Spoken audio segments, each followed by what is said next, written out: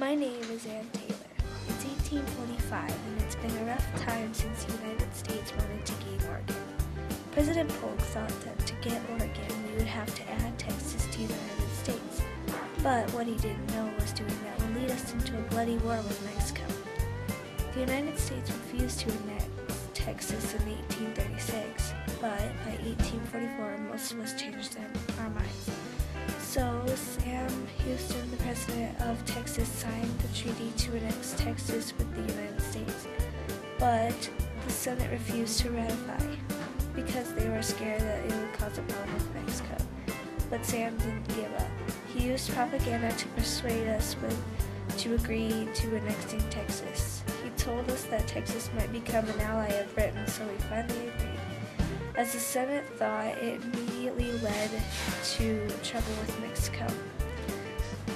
Texas said that its southern border is Rio Grande, but Mexico said that it was the Nueces River, and we agreed with Texas causing trouble with us and Mexico.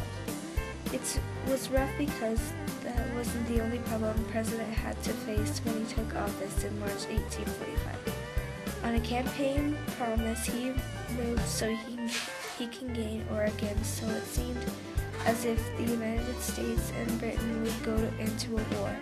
But he really didn't want a war, so in 1846 he agreed in a compromise. Oregon would split in half. Britain got the lands north of the line, the United States got the lands south of the line. We named it the Oregon Territory. And later the states of Oregon, Washington, and Idaho were carved out of the territory.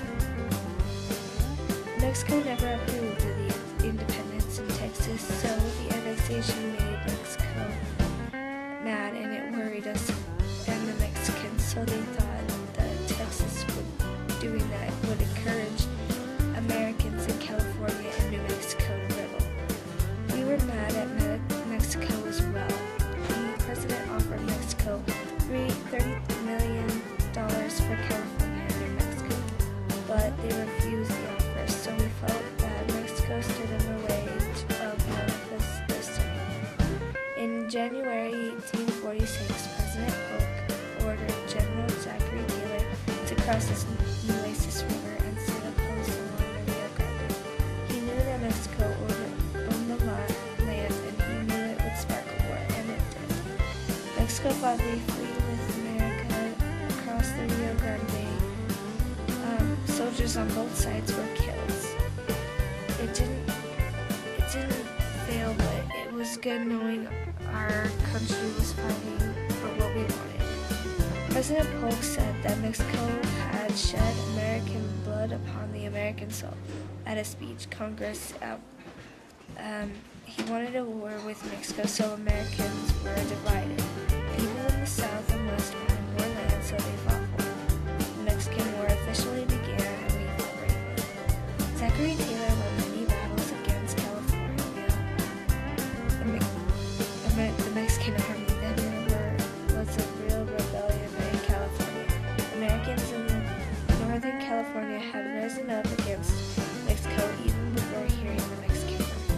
The rebels declared California an independent republic on June 14, 1846. They called it the New Nation Bear Flag Republic. And by 1847, the United States controlled all of New Mexico and California.